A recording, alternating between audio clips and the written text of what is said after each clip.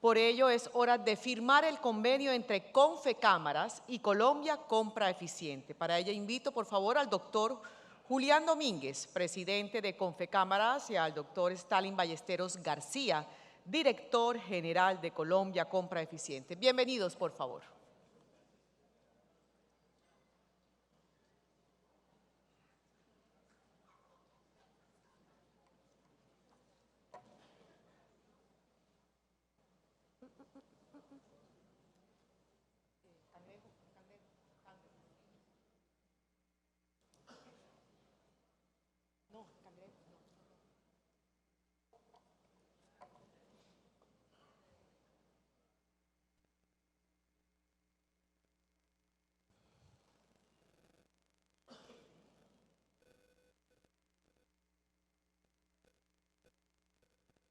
De esta manera, se ha firmado el convenio entre Confecámaras y Colombia Compra Eficiente. Muchísimas gracias.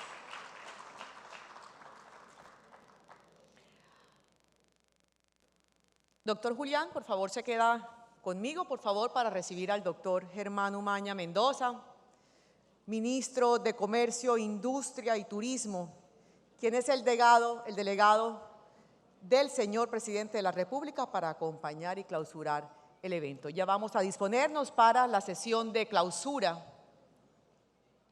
Y recuerden, no se me vayan, que viene una sorpresa que yo sé que les va a encantar.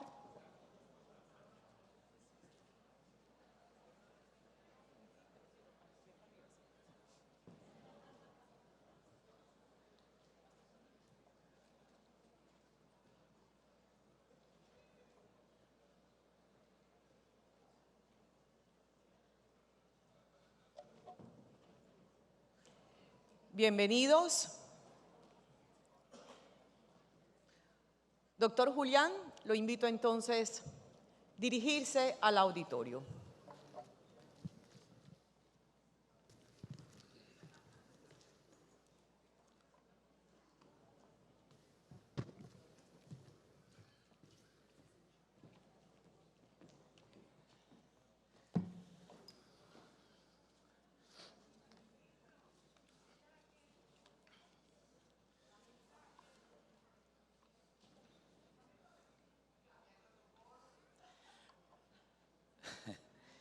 A ver, por favor,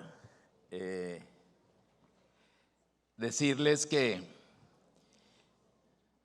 llegamos al final de esta jornada y llegamos en verdad muy emocionados, muy emocionados. Como ustedes ven, este año hemos hecho un congreso distinto, un congreso donde hemos privilegiado también las emociones. Hemos privilegiado aquello que le hace tanta falta a Colombia, que es sonreír más, como decía María Victoria, es abrazarnos más, es verdaderamente vivirla con esta confraternidad, que es lo que hace fuerte la red cameral. Y lo hacemos terminando de la mano de un gran hombre, que es Germán Umaña, el ministro de Comercio, Industria y Turismo. Digo un gran hombre porque Germán es ante todo un humanista. Perdóname, ministro, que diga Germán. El doctor Germán es un gran humanista, es un economista, y las conversaciones con él, quiero compartirlo con ustedes, son conversaciones alrededor de Colombia, del interés general, del interés supremo de la patria. Ahora voy a contar una anécdota que voy a ser infidente, me decía, mire, por muchos años yo fui consultor internacional y conferencista, y después me dijeron, no, usted quiere venir a la Universidad Nacional y ser director de Ciencias Económicas en la Universidad Nacional, y me fui a la Universidad Nacional ganándome 100 veces menos, no les voy a decir la cifra, de lo que yo me ganaba en mi vida anterior. Pero quiero decirle que fui muy feliz en ese segundo papel. Qué mejor ejemplo de que es factible es factible trabajar por Colombia como lo hacen tantos de ustedes. Y siempre le digo, ministro, lo necesitamos ahí. Usted está mostrando un camino que es muy importante de enlace también y de construir puentes en este trayecto. También quiero saludar a la consejera presidencial para la reconciliación. Creo que ese es un muy significativo espacio el que ha venido a ocupar con nosotros. Doctora Eva Ferrer, muchas gracias.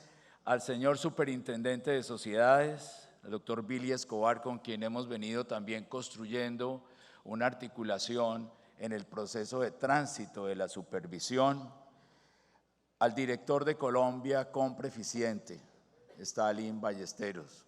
En verdad ha sido muy interesante este concepto de construir juntos economía popular, ¿no?, como parte de las cadenas productivas y engarzarlas en ese proceso como acabamos de firmar en el día de hoy. Aurelio Mejía, que es nuestro presidente de Colombia Productiva, al presidente de Bancoldex, a Javier Díaz, a los señores senadores y representantes. Yo creo que la presencia de nuestros congresistas a lo largo de este evento ha sido fundamental.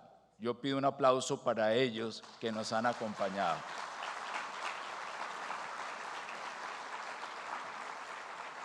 Gracias, porque estas conversaciones son útiles también para la patria. Al señor Contralor General de la República, al señor Contralor Delegado, a los doctores Carlos Mario Zuluaga y Sigifredo López. Gracias por estar acá.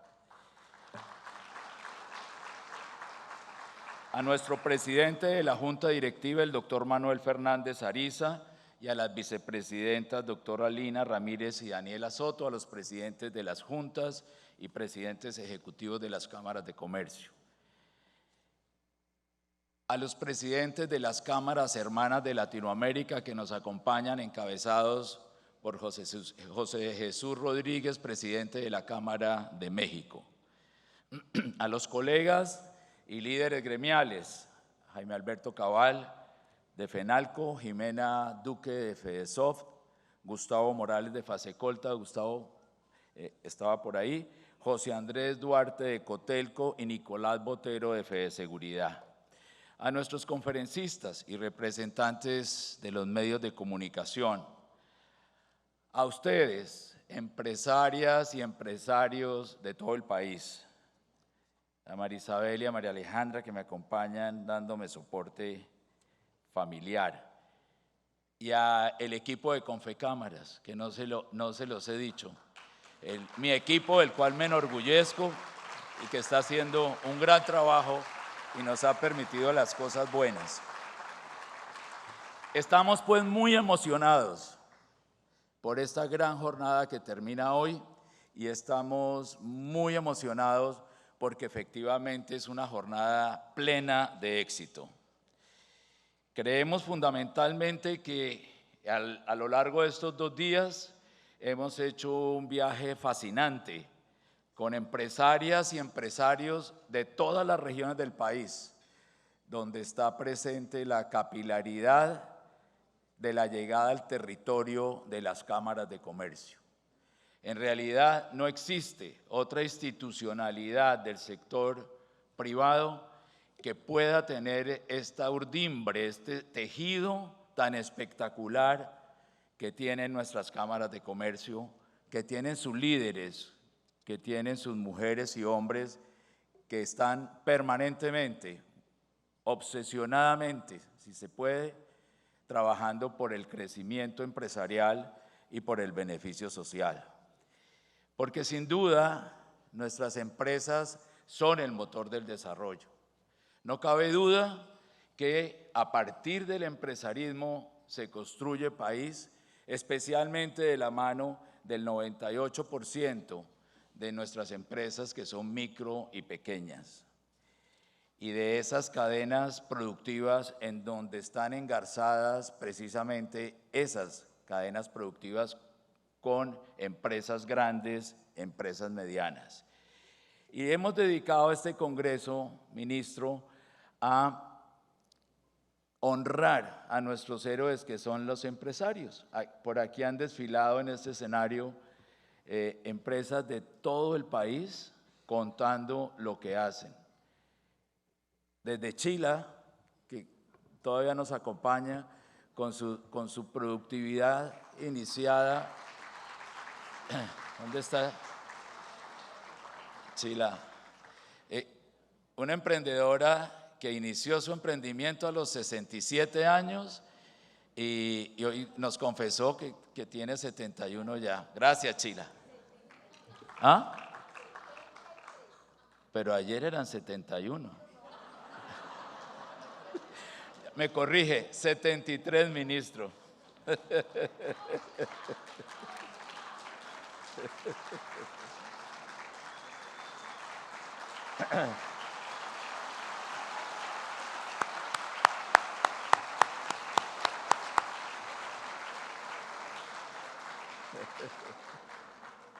Gracias.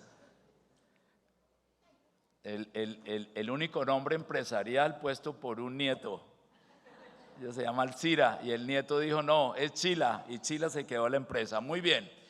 Y así, por aquí han pasado empresarios que generan miles de empleos, empresarios que generan centenas de empleos, empresarios que generan 2 o 3 empleos, o que ellos mismos son los empleados de su firma. Son empresarios, personas naturales, mononucleares.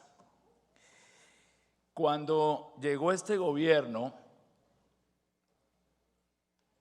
había mucha expectativa en el país, una expectativa de un telón que se va corriendo en estos 4 años. Cuando fue designado el ministro de Comercio, Industria y Turismo, fue un motivo de alegría para nosotros. Venimos trabajando hace muchos años, conocemos hace muchos años al doctor Germán Umaña, y la verdad era un factor de confianza para el país tan necesario en momentos de incertidumbre. Y empezamos a buscar cómo podía hacerse presente la política pública y la privada de la mano de las cámaras de comercio que representan como nadie esa alianza virtuosa entre lo público y lo privado. Y hacerlo de la mano de establecer políticas de Estado. Primero políticas de gobierno y después políticas de Estado. Porque a nosotros nos gusta que nuestros asuntos estén en leyes de la República. En leyes de la República está nuestra propia gobernabilidad. No existe ningún buen gobierno del sector privado que no esté presente en las leyes, y está en la 1727 del 2014. Ahí está claramente lo que tienen que hacer las juntas, lo que tienen que hacer los presidentes, está muy claro el tema eleccionario, y por eso este es un sector verdaderamente transparente y eficiente. Y en ese sentido, es claro que siempre hay oportunidades de mejora, pero así se ha comportado. Por eso merecemos la confianza que hemos tenido. Y en materia de política de gobierno, existe una ley que obliga a que hagamos alianzas con el Ministerio de Comercio, Industria y Turismo. Pero el ministro y quien les habla no queríamos entrar simplemente a ejecutar una imposición de carácter normativo, sino llegar a la convicción de cómo teníamos que hacerlo. Y empezamos entonces a revisar dónde podían comulgar algunos de los aspectos que tenía este gobierno con lo que las cámaras venían haciendo. Como decía aquí alguien, es que la economía popular es una manera de expresar algo que ha sido del corazón de las cámaras también. Y entonces, miremos de qué se trata esto. Empezamos a elaborar y terminamos suscribiendo el convenio el 21 de diciembre del año pasado, que plasma esa condición de alianza público-privada, como se hace con los convenios para que tengan resultados poniendo prendas encima. Y por primera vez se destina un porcentaje equivalente al 30% de los recursos de las renovaciones a ejecutar una política desde las cámaras de comercio, pero en consenso con las posibilidades que se hacían con el gobierno. Y vino la ley del plan de desarrollo y queda entonces entronizado en el artículo 98 de la ley del plan este mismo principio, que no fue fácil, fue de mucha discusión, y gracias al Congreso, gracias al ministro que estuvo ahí velando porque efectivamente se honrara, porque inicialmente veníamos de cosas que realmente no eran posibles de aplicar, logramos también ese acuerdo y hoy día es una política de Estado, en una ley de la República que nos blinda a nosotros también. Y hemos cumplido a cabalidad, hemos honrado nuestra palabra y qué bueno el anuncio de que la Contraloría revise esas cuentas porque están en la mesa y están para que sean revisadas. Y como me decía el Contralor Delegado, para que también sean avaladas por la propia Contraloría. No tememos a que esto ocurra. Es muy importante esto. Y la buena noticia es que a esta altura hemos cumplido con creces, por encima de esa equivalencia del 30% en los programas. Voy a decir algunos de ellos. Para la política de reindustrialización, seguramente de la cual nos hablará el ministro un poco ahora, estamos gestionando 12 centros de reindustrialización que se basan en un modelo de los centros de desarrollo empresarial y que se denominan hoy día SASCAS, para replicar un modelo que se aplicó en Bogotá que tiene que ver con esos centros de desarrollo empresarial. Estamos trabajando en un programa que se llama Fortalecer y a veces es odioso, Stalin, hablar de formalización. Usted y yo lo hemos discutido mucho alrededor de muchos cafés, pero sin formalización estamos convencidos que el país no logrará efectivamente avanzar. Y hemos llegado ya a entender que el proceso de formalización es parte de un estadio de desarrollo económico de las unidades productivas y no simplemente un asunto de legalidad e ilegalidad. Y allí hay un consenso que yo celebro que viene ocurriendo para entender eso. Pero también hemos tenido en desarrollo esto la caracterización de unidades productivas. En 170 ciudades del país estamos caracterizando las unidades productivas que están en ese límite que decimos del iceberg hacia abajo, que son lo que podríamos denominar informalidad, que ya sabemos que no es informalidad sino un estadio de desarrollo. Y en esa condición, esa caracterización nos va a permitir, señor ministro, avanzar en qué hacer con esas unidades productivas para que efectivamente vamos adelante. El otro elemento en el que estamos trabajando es en las aglomeraciones productivas regionales, en los clústeres, desarrollando proveedores para incrementar la competencia y las importaciones. Y debo celebrar aquí la alianza, ministro, que se logró con Airbus para fabricar piezas para aviones, porque tenemos clúster en materia aeroespacial, aeronáutico, astillero y metalmecánico que bien pueden contribuir a ese proceso. Y en el sector de la salud, que ayer alguien nos decía que no estamos, pues en el sector de la salud hay 9.700 empresas, el 80% microempresas. Y en la agroindustria estamos súper presentes con conglomerados que abarcan más de 1.500 empresas, 73% de ellas microempresas. Y en el desarrollo de estas aglomeraciones empresariales o clúster, hemos logrado realizar un importante trabajo como la llamada triple hélice Universidad, Empresa, Estado, que estamos llevando a cabo en 15 departamentos de la mano del gobierno y del ministerio. También es importante resaltar los resultados de los programas que están ejecutando las cámaras de comercio para apoyar la economía popular.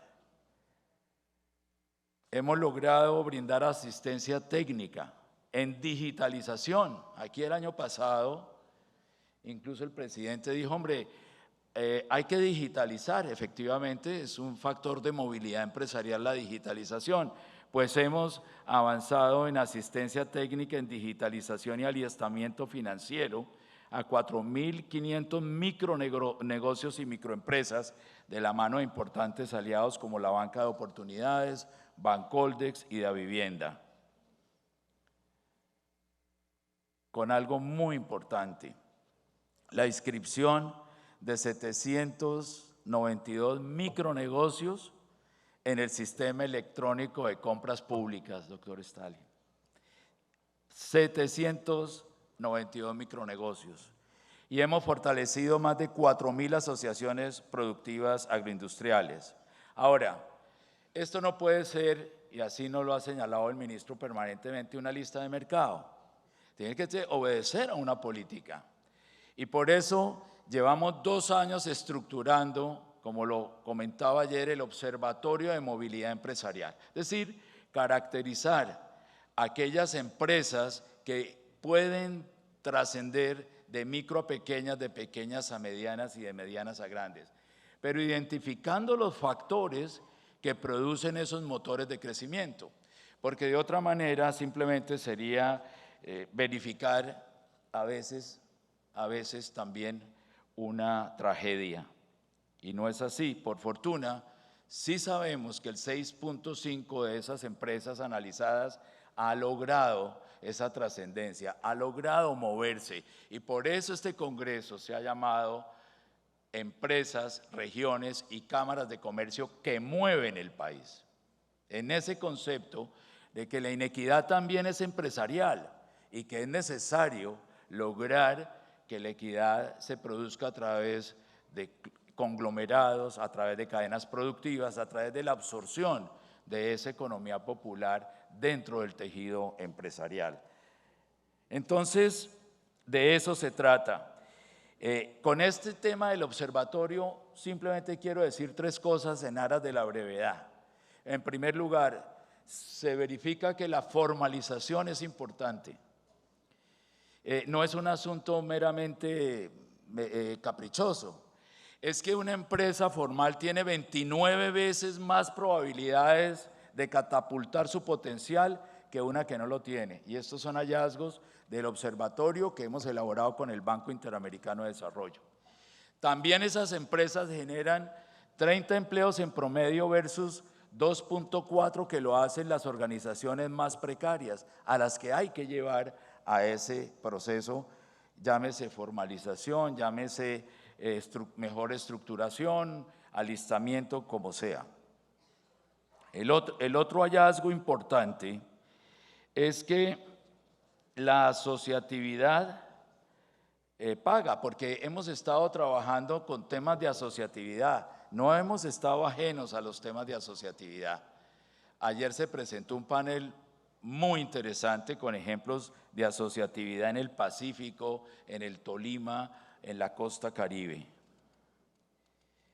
También dice que es necesario pasar el umbral del acceso al crédito de aquellas unidades productivas que tienen dificultades de caja, secuelas todavía del COVID y de la pandemia.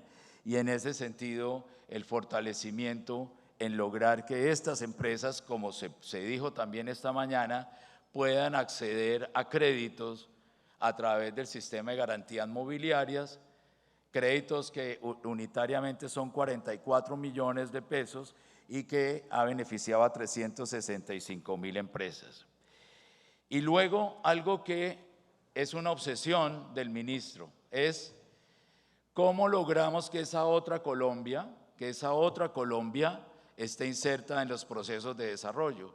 El estudio constata que el desarrollo sigue siendo en los valles interandinos y que es muy precario lo que ha venido ocurriendo por fuera de los valles. Entonces, Guaviare, Putumayo, Amazonas, el Pacífico, hay que vincularlos a estos procesos, porque ese potencial que existe ahí es efectivamente un potencial absolutamente desperdiciado. Ya hay más hallazgos, pero ahí está. Allí hay una carta de navegación con la que las cámaras de comercio estamos trabajando por agregar valor para que esos motores verdaderamente se produzcan.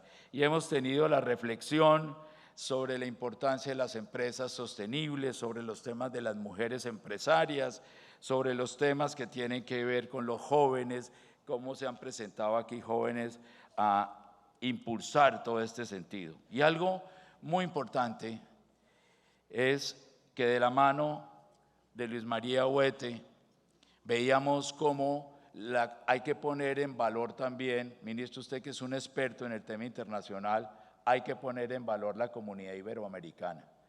Es muy importante entender que podemos desde las cámaras poner en valor esa inmensa comunidad iberoamericana que puede, con unas estrategias que nos mostró Luis, agregarle valor y ponerlas en el mundo, porque nos decía, somos irrelevantes en ese contexto mundial.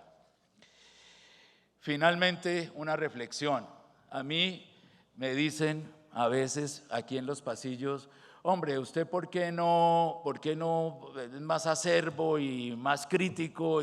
Pues yo tengo que hablar de lo que me consta. Y lo que a mí me consta es que hemos trabajado bien. Además nos hemos divertido trabajando, que es el otro elemento importante. Y eso es confianza. El país tiene que creer más, el país tiene que tener confianza, el país tiene que pensar en que sus instituciones, como nos lo decía el presidente de la Corte Suprema de Justicia, tiene las garantías para avanzar. El país tiene que creer más, como nos lo decía el Contralor General de la República, acabando con la corrupción, estimada solamente en los elefantes blancos que usted llama, de 6 billones de pesos, ahí expósitos irresponsables. Ahí estamos nosotros y hemos hecho veeduría pública y han sido muy exitosos los seguimientos que se han hecho a las grandes obras. Entonces, simplemente, ministro, ratificarle que la red cameral ha cumplido su compromiso, que estas mujeres, estos hombres, estos jóvenes mayores, expertos, algunos ya con muchos años, como en mi caso, estamos cumpliendo efectivamente con lo que ofrecimos, no inconscientemente ni fruto de una imposición, sino conscientemente y fruto de algo que a usted le gusta mucho, que es la racionalidad. Porque nos mueve el mismo objetivo, trabajar juntos por este país. Las cámaras y las empresas colombianas de todos los tamaños seguirán trabajando sin descanso en este objetivo. Y lo vamos a hacer. Hay que despejar las incertidumbres que hemos planteado claramente y que se las expresamos al ministro de Hacienda ayer. Hay que despejar la incertidumbre, pero mientras tanto seguir trabajando en ese otro lado de la zona oculta de la luna, que a veces no brilla tanto, pero donde verdaderamente se consolidan y construyen las grandes gestas. ¿Por qué? Porque más empresas sólidas son crecimiento económico, por ello apoyarlas es la mejor fórmula para garantizar un mejor futuro en nuestro país. Gracias por su atención a esta hora y ahora vamos a oír de verdad el que vale, que es el ministro.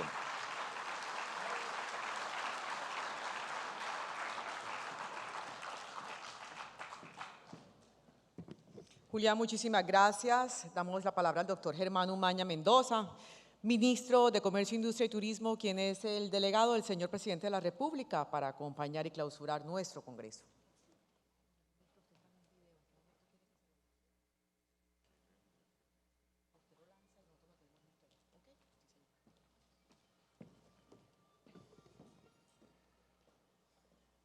Bueno, un saludo a todos y a todas. Julián me ahorró 2 cosas. Uno, saludarlos a todos porque simplemente digo todos los saludos que hizo Julián yo los comparto. Solamente sí quiero saludar a 3 personas que son de mis afectos y que realmente han sido muy importantes como compañeros de ruta. A Julián Domínguez, a su esposa María Isabel y a María Alejandra, su hija.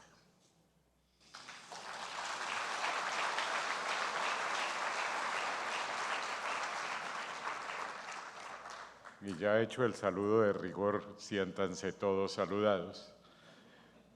Les quería hablarles de una serie de cosas que son importantes. Creo que son importantes. La primera es el saludo fraternal del presidente Petro a todos ustedes por diferentes ocupaciones.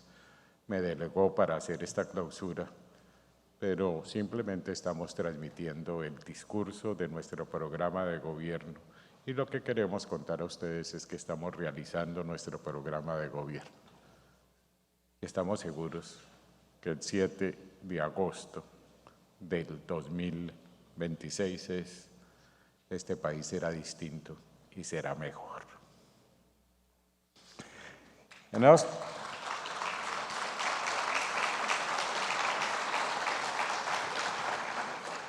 Y en esos términos es que desde la misión Kemmerer, eso fue hace unos pocos años, hace más de 100 años, empezó a construirse la institucionalidad económica en este país.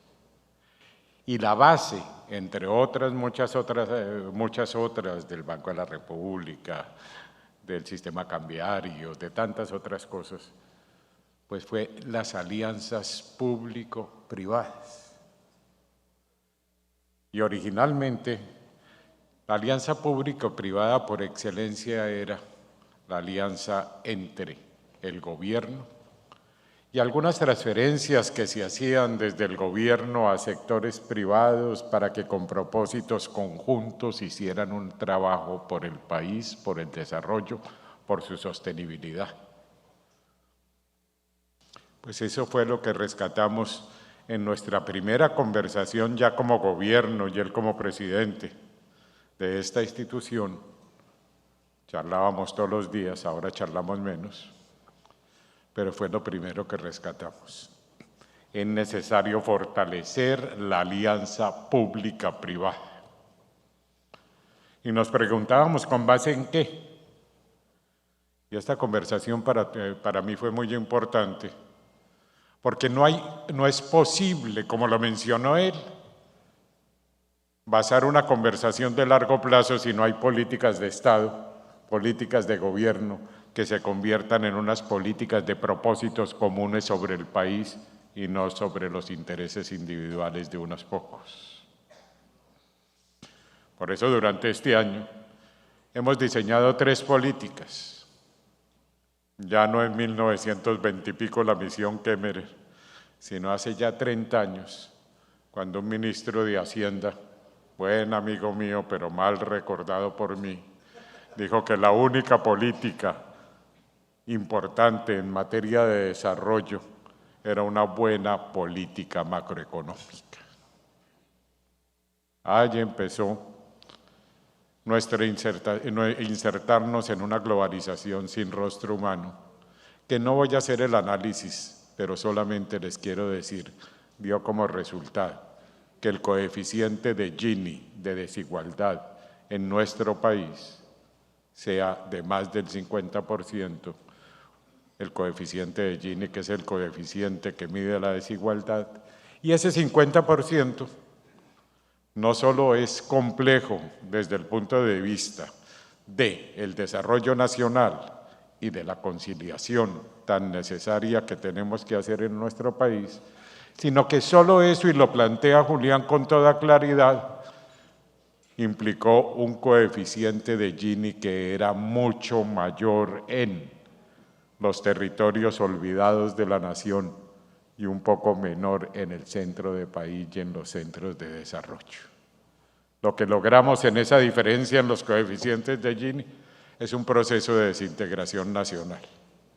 Lo que logramos después de 100 años, donde nosotros habíamos hecho una integración nacional hasta los años 90, con problemas, pero real, es desintegrar nuevamente el territorio.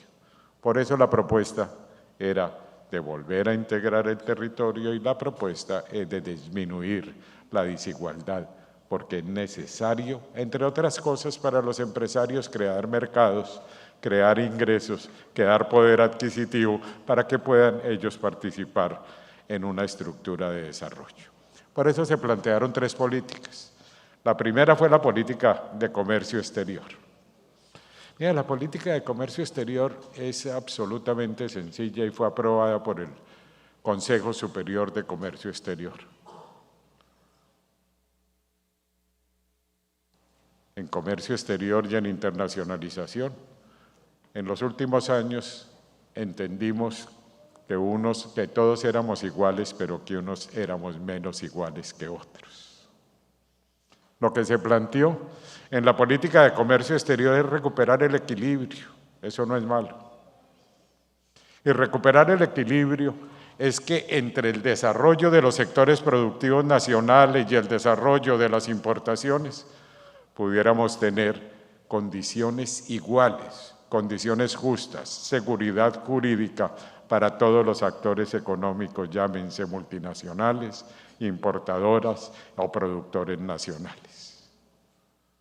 Por eso nosotros no estamos dudando en aplicar todos los mecanismos del comercio internacional, como los aplican los países desarrollados. Los Estados Unidos nos pusieron sanciones por la 232 en el sector siderúrgico, por aranceles inteligentes, porque consideran que ese es un problema de seguridad nacional. La Unión Europea considera que el Pacto Verde, aplicado más como una medida proteccionista que otra cosa, es un problema de soberanía alimentaria, es un problema de salud y es un problema en donde ellos aplican las medidas. Nosotros en nuestra política de comercio exterior, por supuesto, estamos planteando aranceles inteligentes, tal y como lo aplican los países desarrollados, porque hay temas de seguridad nacional, hay temas de soberanía alimentaria, hay temas de protección a la salud, hay temas de protección a nuestros derechos fundamentales como son los derechos a la educación y a la necesidad de transformaciones profundas en la forma como se están manejando las cosas en este momento. Entonces, como uno debe contar lo que está haciendo y no sorprender a la sociedad con lo que está haciendo, esos aranceles inteligentes, pues tendrán que ver con lo que nos permite la normativa internacional. Nosotros ante Naciones Unidas registramos nuestro proceso de paz con las FARC y ese proceso de paz con las FARC permite que para fortalecer la paz, para fortalecer el derecho a la vida, es necesario dar el desarrollo sostenible suficiente para sustituir la tragedia de la violencia por la bondad del desarrollo. Y eso lo registramos y es parte del cuerpo constitucional en donde se registró ante Naciones Unidas, y lo mismo en el caso de los denominados tratados de libre comercio, así no se llaman, pero yo no los voy a contradecir. El TLC con la Unión Europea se llama Acuerdo de Asociación, pero lo cambiaron porque sí, es un tratado de protección de inversiones y tratado de libre comercio y de asociación no tiene nada hasta ahora. El TLC con los Estados Unidos se llama Acuerdo de Promoción de Comercio y la Inversión. Desafortunadamente para Colombia, ni comercio ni inversión. Entonces, en estos términos, pues nosotros tenemos que equilibrar. Entonces no vamos a dudar en aplicar los aranceles inteligentes por seguridad, soberanía alimentaria, soberanía de la salud, respeto a nuestra gente, soberanía sobre la educación. No vamos a dudar en utilizar los mecanismos del comercio internacional para lograr esos equilibrios cuando nos hagan prácticas indebidas en materia de precios, tanto en las normas antidumping como lo que tiene que ver con el control de los abusos de posición dominante de mercado para aquellas empresas que por sus economías a escala y por las normas de competencia no fijen los precios por oferta y demanda, sino por markup con precios diferenciales entre los diferentes países, porque no tomamos las medidas necesarias del equilibrio. No vamos a dudar en aplicar, como la aplican los países desarrollados, las cláusulas de salvaguardia por daño o amenaza de daño. No vamos a dudar en aplicar derechos compensatorios frente a los subsidios de los Estados Unidos, de la Unión Europea, de Japón, en el sector alimentario que corresponden a más de 3.000 millones de dólares diarios. Y por supuesto, nos dicen es que ustedes no son competitivos. No, si no hay precio, porque tienen subsidios y nosotros no tenemos chequera para responder a eso. Pero todo dentro de la seguridad jurídica, de la aplicación de los mecanismos que existen en la legislación internacional y en la firma de todos nuestros tratados. No es nada más, es simplemente aplicar la ley, como decía Julián, aplicar la ley para poder recuperar los equilibrios y para que después de 30 años tengamos derecho al desarrollo, a la sostenibilidad y a las propuestas de política pública en esa materia. Segundo lugar, en la política de comercio exterior, es que la verdad yo tenía un discurso preparado, pero Julián habló todo lo que tenía que decir yo. Entonces, en segundo lugar, y en esa materia pues tuvimos que tener en cuenta, hombre, sí, muchos tratados de libre comercio, muchos mercados.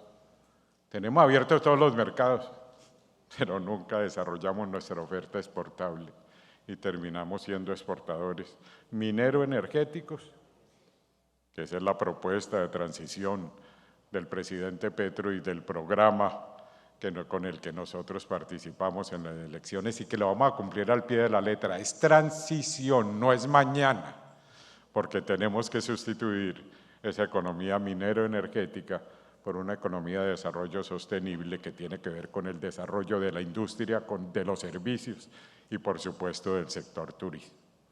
Quería hacer una interrupción en este momento, porque es real, y le quería rogar el favor a ustedes que pusieran un video, porque ahí está manifestado lo que queremos, lo que soñamos, lo que vamos a hacer, lo que estamos haciendo y lo que entregaremos el 7 de agosto del 2026.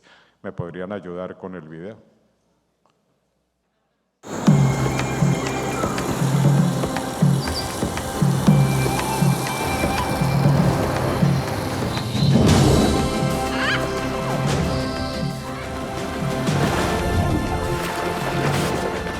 ¿Qué es lo más lindo que tiene Colombia?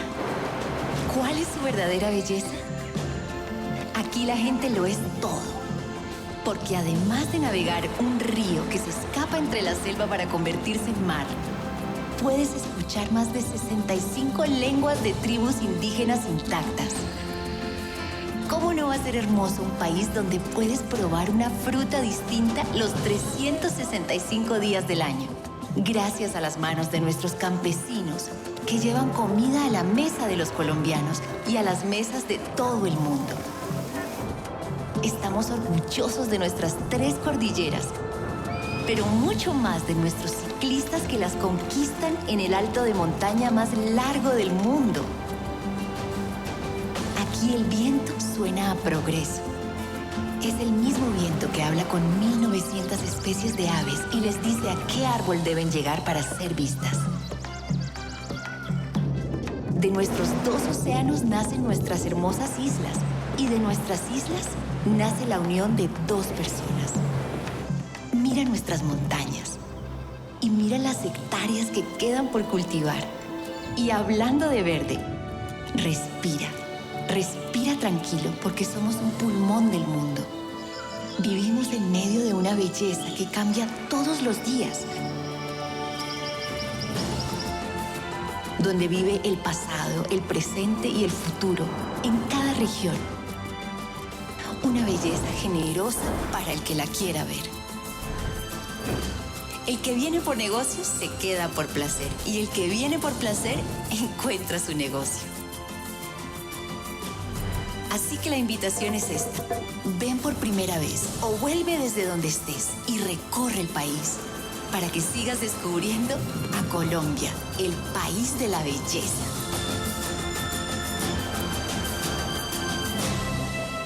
Esa es mi Colombia. Esa es su Colombia. Esa es nuestra Colombia.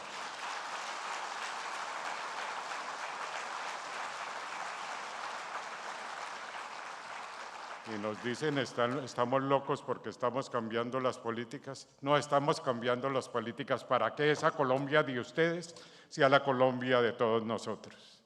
El país de la belleza, le preguntan a uno qué es lo más bello de ese país de la belleza. Somos los colombianos. Somos el 99.5% de los colombianos que somos los buenos. Y vamos a cambiar la ecuación. El 0.5% de los que no son buenos no tienen por qué estar manejándolo, señor controlador, este país. Por eso la política de comercio exterior que les mencionaba, pues tiene que recuperar nuestra racionalidad. ¿Con quién compartimos el Amazonas? Con los países latinoamericanos. Ese pulmón que tiene el mundo, ¿para quién es? Para que respire el mundo. Y para que respiren ellos tendrán que hacer las inversiones en los temas de reforestación necesarios para que ese pulmón del mundo, que no es propiedad del mundo sino nuestra, se recupere. ¿Y por qué nosotros no podemos estar pensando en una nueva integración latinoamericana? A partir de ese tema de la naturaleza, a partir del tema de la integración energética, a partir del tema del desarrollo social, a partir del tema de la justicia social y no los viejos temas que arancel externo común, que zona de libre comercio, todas esas carretas de poco nos sirvieron para hacer un desarrollo conjunto. Ahí está la política de comercio exterior para Latinoamérica, para los países que comparten nosotros objetivos conjuntos. Ahorita en Kenia, el cambio de DEX para que pueda respirar el mundo, porque no somos los dueños de la carbonización, fue ratificado por todos los países africanos. Son posiciones conjuntas ante el mundo que estamos manejando. Eso está en la política de comercio exterior. No les voy a contar todo, pero en la política de reindustrialización, pues claramente hay objetivos que son apuestas productivas. Nunca dijimos misiones. Eso nos parecía un poco confesional.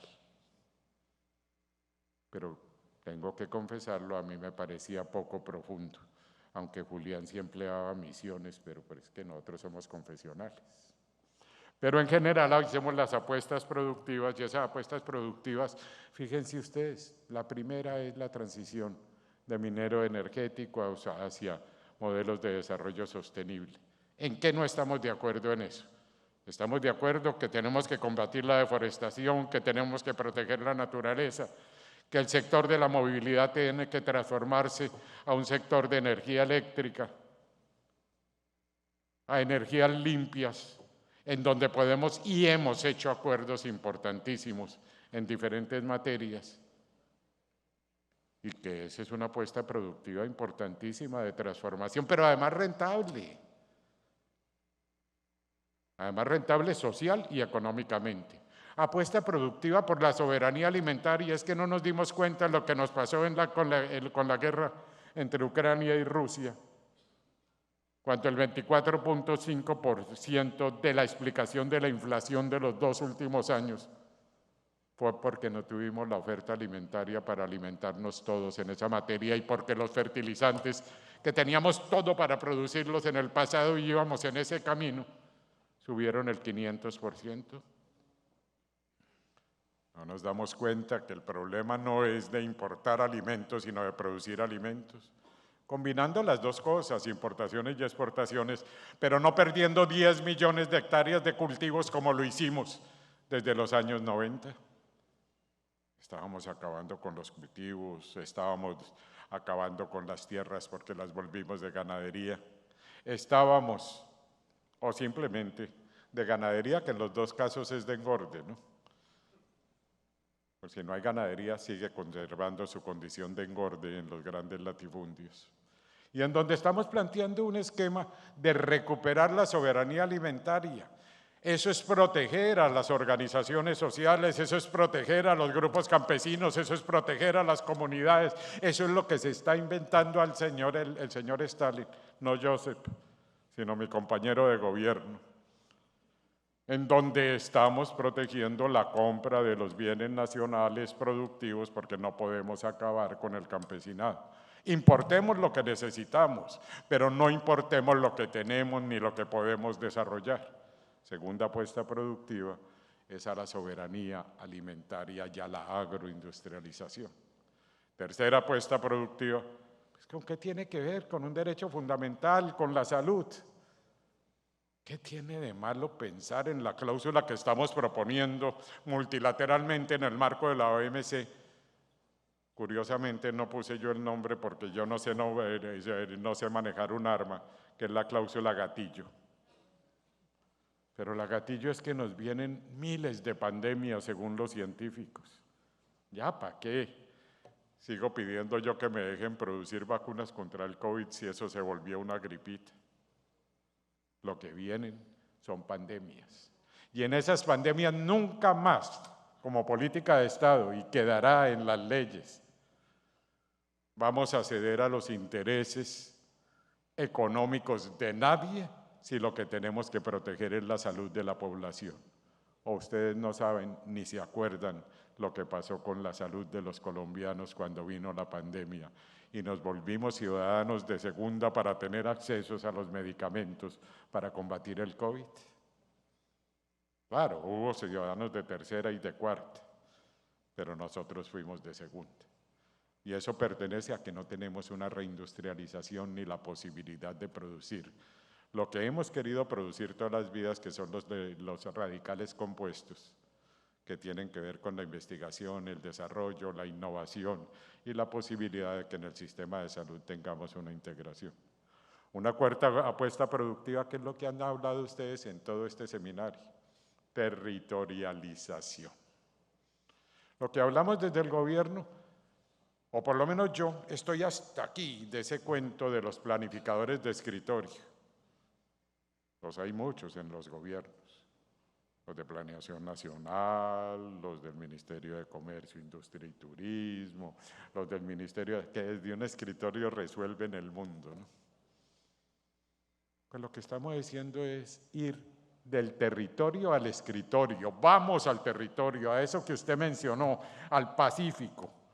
A hablar con nuestras negritudes, a hablar con los pueblos indígenas, a hablar con las reservas campesinas, en donde el desarrollo estaba a espaldas de las políticas de ese gobierno, a la Guajira, pero a partir del reconocimiento de que los guayús son los dueños de su territorio y son los socios del desarrollo. No que las multinacionales son los dueños del territorio, no, esta es una alianza estratégica con la inversión extranjera directa, pero con las condiciones de respeto a la naturaleza, de respeto a nuestros conocimientos tradicionales, de respeto a la cultura, pero sobre todo de respeto que si quieren insertarse allí, que nos necesitan y nosotros los necesitamos, es con el respeto al equilibrio de lo que significan nuestras culturas, de lo que significa la protección de la naturaleza, en donde el presidente Petro insiste permanentemente.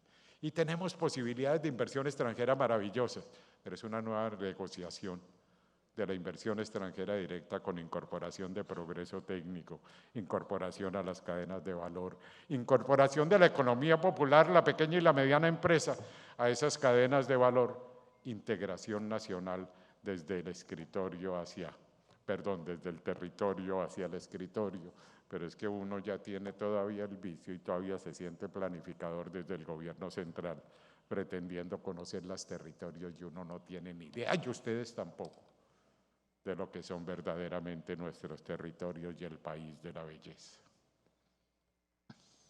Y por supuesto, al final tenemos apuestas productivas de una cosa que se volvió maravillosa. Volvimos a un tema que era la desagregación tecnológica de proyectos.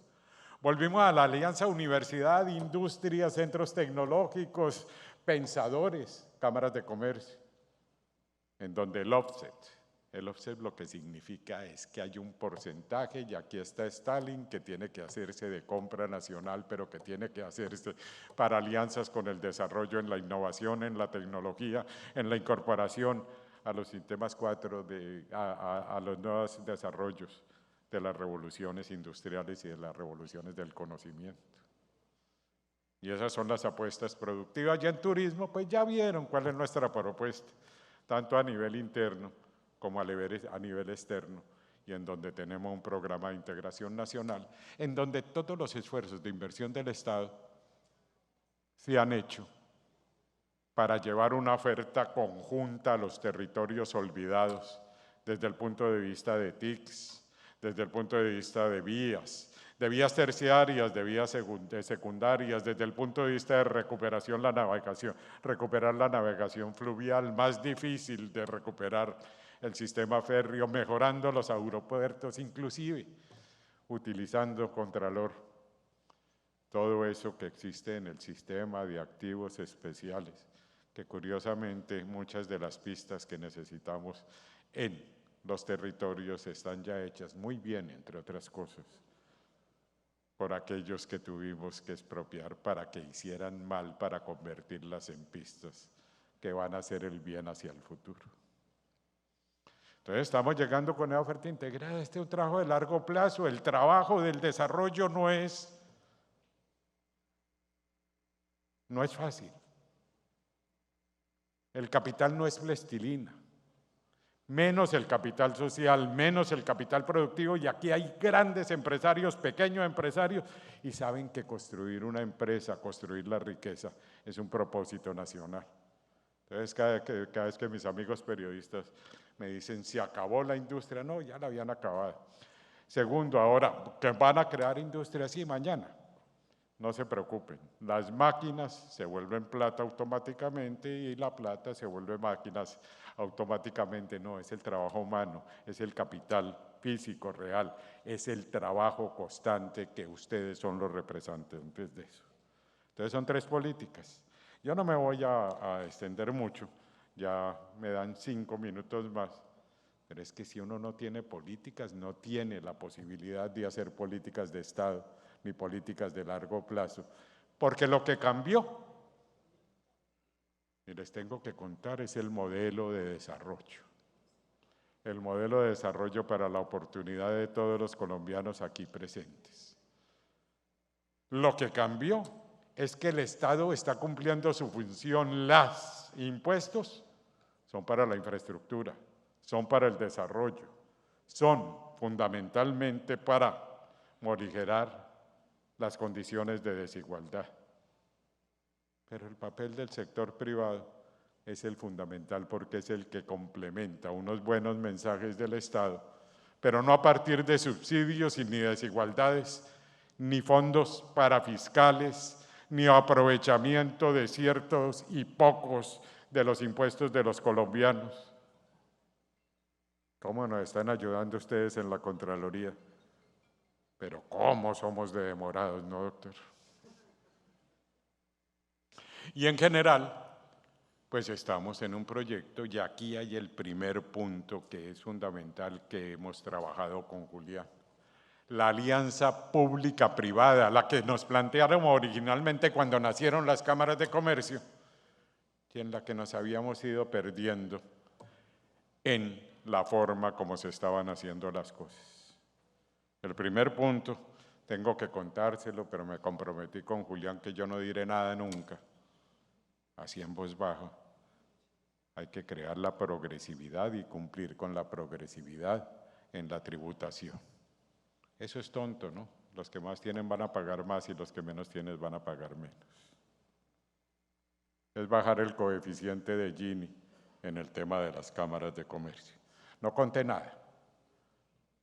Solamente una idea, y esa alianza pública-privada, pues volvimos a lo que era, si es que ustedes y nosotros somos los mismos, gobierno y cámaras de comercio. Hay parte de la plata de las cámaras de comercio porque les delegamos una función social y lo hacen bien, y eso no hay que cambiarlo jamás.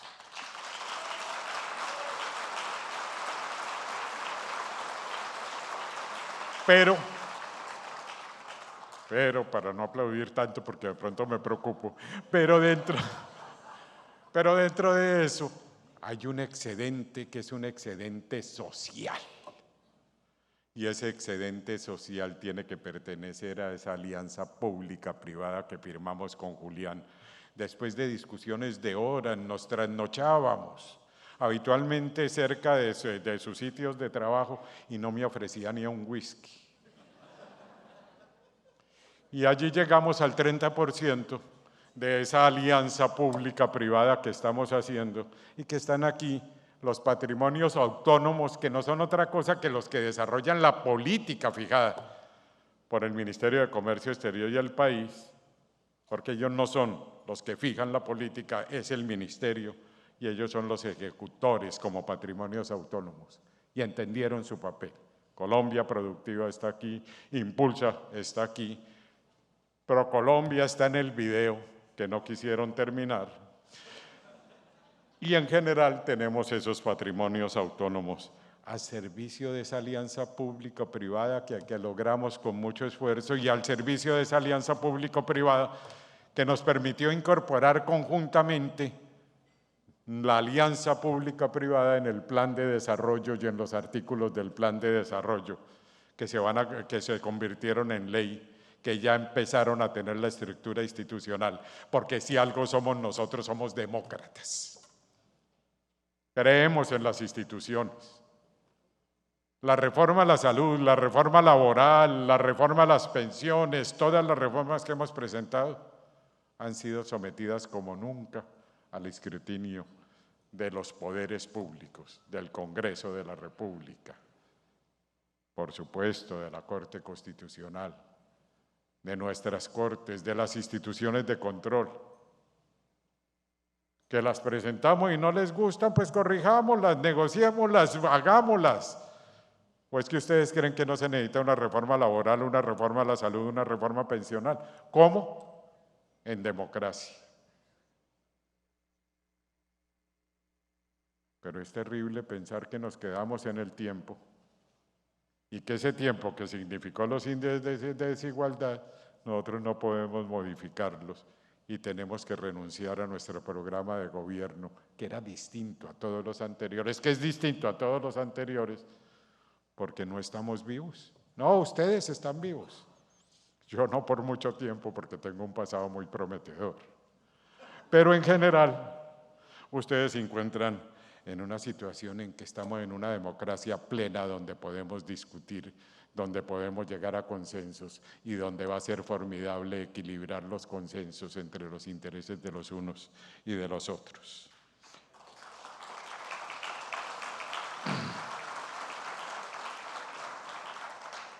Y aquí han hablado de economía popular. Es que la economía popular, el problema no es, ¿cómo es que dice usted, Stalin, que el problema no es formalizar o no formalizar?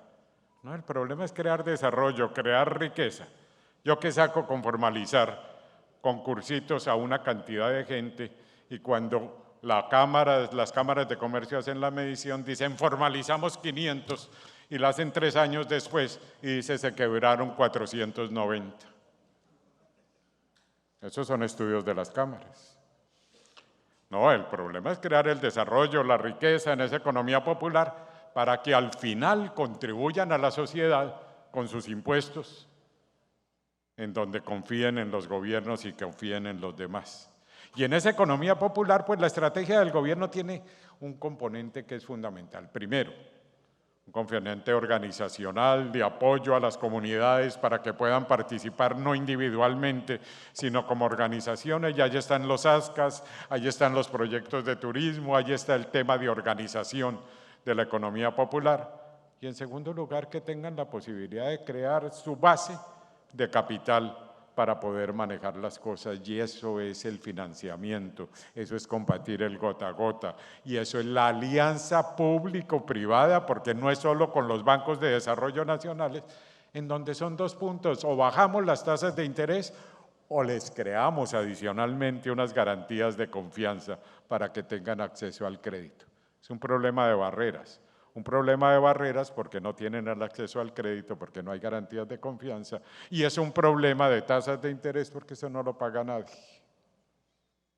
Pero ya diseñamos, inclusive con el sector privado, tal mejor ejemplo es con Davivienda, en donde el Fondo Nacional de Garantías, la plata del Estado que pone el Ministerio de Hacienda noblemente, pero es plata de todos nosotros. Algún día podremos tener un diálogo más fácil con el Ministerio de Hacienda, los otros ministerios, porque somos dueños de esa plata todos los colombianos y no solo el Ministerio de Hacienda. Pero bueno, eso está sosteniéndose un diálogo interesante, pero esa plata del Ministerio de Hacienda se lleva a la economía popular en una oferta en donde, por ejemplo, los 25.000 millones que pusimos para Pasto se convierten en un multiplicador de 255.000 millones, pero con el Fondo de Garantías estamos dando la garantía de confianza a la madre cabeza de familia que ha demostrado que sostiene sus 4 hijos, que cumple con sus obligaciones, que es apreciada en sociedad. ¿Para qué papeles a una mujer de esa o una organización de mujeres que le podemos prestar para poder convertir la economía popular en una empresa organizada socialmente y económicamente que seguramente se formalizará? No es la obligación previa de la formalización, es la obligación previa de crear el desarrollo en la economía popular. Por eso los decretos, para hacerlos institucionales y una política de Estado, ya están para comentarios. Como están para comentarios los decretos sobre las comisiones nacionales de competitividad. Ahí tenemos que decir una cosa, realmente Confecámaras es absolutamente transversal. Está con nosotros en todos los departamentos, en todos los municipios, en todas partes, a diferencia de cualquier otra organización empresarial. Por eso, doctor Julián, le tengo que anunciar oficialmente que los comentarios recibidos al proyecto de competitividad en el caso de Confecámaras nos han convencido y ustedes quedarán como parte de ese Consejo de Competitividad. Pero por otra parte, todos los gremios, todas las organizaciones populares y todos los tienen que participar, pues hemos pasado de una democracia representativa a una democracia participativa. A cuento de que el gobierno tiene que señalar que tal gremio es más importante que el otro. Para eso ustedes hicieron sus organizaciones, por ejemplo, el Consejo Gremial Nacional o la Asamblea Popular, que se va a hacer en la economía popular. ¿Cuál es el derecho de ellos? Nosotros fijamos el número de representantes. El derecho de ellos es que tienen que elegir ellos sus representantes. Y si se equivocan ellos, se equivocarán y se los cobrará la historia. Pero yo no voy a señalar que es tal gremio o tal otro gremio. Para eso hicieron sus organizaciones y elijan sus representantes, porque tienen el derecho en una democracia participativa a equivocarse o a acertar, y estoy seguro que acertarán. Yo no voy a echar más carreta, pero es que esto es una política, este es un desarrollo, este es un cambio de modelo, es un modelo respetuoso con el medio ambiente, es un modelo respetuoso con la sociedad en su conjunto, es un modelo verdaderamente importante para convertir la vida. Julián decía una cosa, perdón, como al principio de su exposición que me dijo Germán, doctor Julián, para ser equilibrado. No, mi amigo Julián decía que nosotros venimos del humanismo, él y yo, venimos del humanismo y es verdad.